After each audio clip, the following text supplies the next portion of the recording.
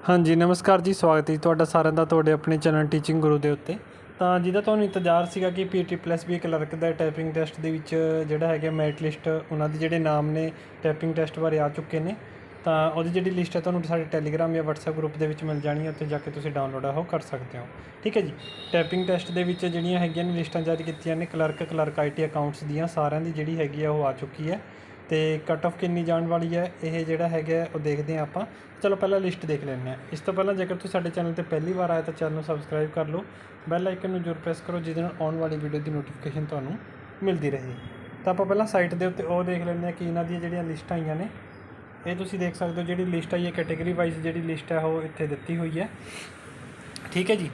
ਤਾਂ ਮੈਂ ਇੱਕ ਵਾਰ ਇਹਨੂੰ ਰਿਫਰੈਸ਼ ਕਰ ਲੈਂਦਾ ਤਾਂ ਕਿ ਤੁਹਾਨੂੰ ਜਿਹੜਾ ਹੈਗਾ ਚੰਗੀ ਤਰ੍ਹਾਂ ਦਿਖ ਜੇ। ਆਹ ਦੇਖੋ, ਅਤੇ ਇਹਨੂੰ ਆਪਾਂ ਕਰ ਲੈਂਦੇ ਹਾਂ ਦੂਜੇ ਮੋਡ 'ਚ ਤਾਂ ਕਿ ਤੁਹਾਨੂੰ ਆਟੋ ਰੋਟੇਟ।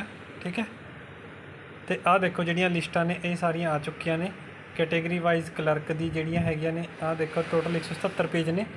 ਅਤੇ list of candidate called for typing test starting 22/7/2022 advertisement number 17/2021। ਇਹ ਸਾਰੇ ਕੈਟੇਗਰੀ ਵਾਈਜ਼ ਨੇ। ਦੇਖੋ ਕਿੰਨੇ ਨੰਬਰ ਆਏ ਨੇ, ਨੋਰਮਲਾਈਜੇਸ਼ਨ ਕਰਕੇ 1000 ਦੇ ਵਿੱਚੋਂ ਕਿੰਨੇ ਨੰਬਰ ਤੁਹਾਡੇ ਇੱਥੇ ਬਣਦੇ ਨੇ ਅਤੇ 120 ਦੇ ਵਿੱਚੋਂ ਕਿੰਨੇ ਨੰਬਰ ਆਏ ਨੇ, ਇਹ ਸਾਰਾ ਕੁਝ ਇੱਥੇ ਤੁਸੀਂ ਦਿੱਤਾ ਹੋਇਆ। ਪਹਿਲਾਂ ਜਨਰਲ ਹੈ, ਫਿਰ ESM ਜਨਰਲ ਹੈ, ਯਾਨੀ ਕਿ ਕੈਟੇਗਰੀ ਵਾਈਜ਼ ਦੀ ਜਿਹੜੀ ਇੱਥੇ ਲਿਸਟ ਹੈ ਉਹ EWS ਜਨਰਲ ਸਾਰੀ ਲਿਸਟ ਜਿਹੜੀ ਹੈਗੀ ਆ ਉਹ ਲੱਗੀ ਹੋਈ ਹੈ। ਤੁਸੀਂ ਆਪਣਾ ਇੱਥੇ ਨਾਮ ਅਤੇ ਆਪਣੇ ਨੰਬਰ ਜਿਹੜੇ ਹੈਗੇ ਨੇ ਉਹ ਚੈੱਕਆਊਟ ਹੈ ਉਹ ਕਰ ਸਕਦੇ ਨੇ। ਅਤੇ ਕਿਸੇ ਨੇ ਕੁਝ ਪੁੱਛਣਾ ਹੋਵੇ ਤਾਂ ਨੀਚੇ ਕਮੈਂਟ ਕਰਕੇ ਪੁੱਛ ਸਕਦੇ ਹੋ।